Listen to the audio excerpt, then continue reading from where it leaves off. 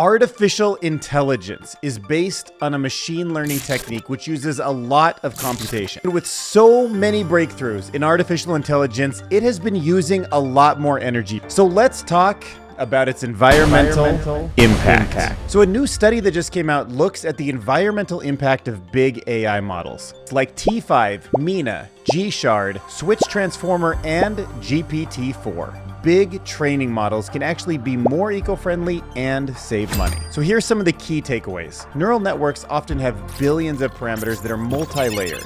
But by creating what they call a sparsely activated deep neural network, future models can actually have a very similar level of accuracy, but be way more efficient. Now, the location of the ML workload also matters, because some areas are simply going to have more carbon-free energy and lower CO2 emissions. By combining these key points, these models might be able to reduce their carbon footprint by 100 to 1,000 times.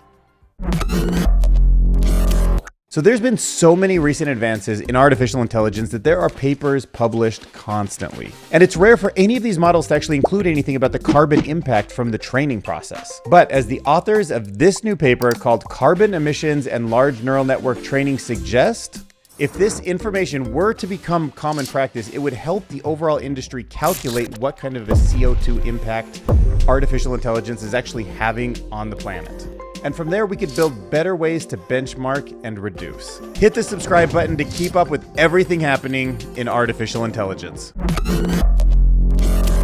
Kenyan farmers are about to get a big upgrade thanks to a new artificial intelligence platform. This new platform is targeting Kenya's agriculture sector. So right now this platform's still in the testing phase, but it's going to help these Kenyan farmers get AI-based recommendations. And these recommendations should improve food security and make farming more sustainable. The model's being trained on multiple variables that all impact agriculture.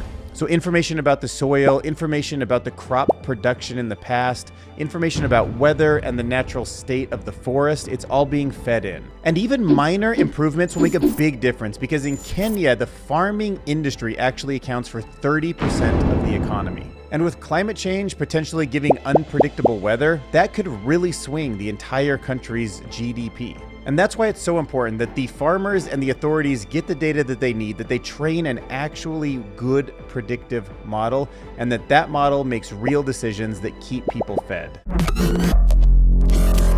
So while Kenya's new agri-tech artificial intelligence platform sounds like a fantastic way to help Kenyan farmers adapt to climate change, it might also spark an unexpected renaissance in traditional farming practices. With all this advanced technology at their fingertips, I wonder if Kenyan data scientists might actually start to notice that some of the results they get were already figured out by the wisdom of their ancestors. Or at least over time start to mimic or at least approximate some of those decisions. And I'm just saying that based on a pattern I've seen in food before where we take things like vegetables and we're like, you know what matters? Like some piece of it, and we extract it into a pill. It doesn't have the same results. And then over time, we realize we just need to eat the whole food again. Something like that, where we keep thinking we have advancements in technology. But when we really get advanced, we realize that some of the old practices had a lot of things built in that we didn't understand were helpful. In Nairobi, two self-taught Kenyan cousins have just built a biorobotic prosthetic arm out of garbage, more specifically e-waste scraps. Their invention uses a headset to pick up on brain signals, and then it converts them into electrical currents that will run down the arm and control the prosthetic limb. And the new version is actually an upgrade from a previous prosthetic arm, which they first built to help out a neighbor. And I'm just inspired because these cousins had to scavenge junkyards for these materials. And they've been doing this for a while. They've been finding discarded gadgets and repurposing them into inventions. And they've done this despite not having a conventional education. And two of their other inventions are a banknote sterilizer and a green energy generator. And these Kenyan cousins really hope to turn one of these inventions into a successful business one day. And I have to say, I have got my fingers crossed for you. The story of how two Kenyan cousins could actually go to junkyards, find e-waste, and create a prosthetic bionic arm is incredible. And it highlights how, at least in some cases, a traditional education system can actually hinder innovation. Because for them to actually build this out of a desire to help their neighbor, it has a certain self-driven curiosity, which I just love. It's that kind of curiosity that leads to resourcefulness and often can lead to groundbreaking breakthroughs. And because of where they live and the situation they're in, it is going to probably be harder than it would for most people to turn what they have invented into a successful business, but it's certainly possible. And this is the kind of article that I love sharing. And I think getting the word out to more people, trying to encourage them to see what kind of impact they're having on the world, will help make that more and more possible. So I encourage you to share this story with your friends.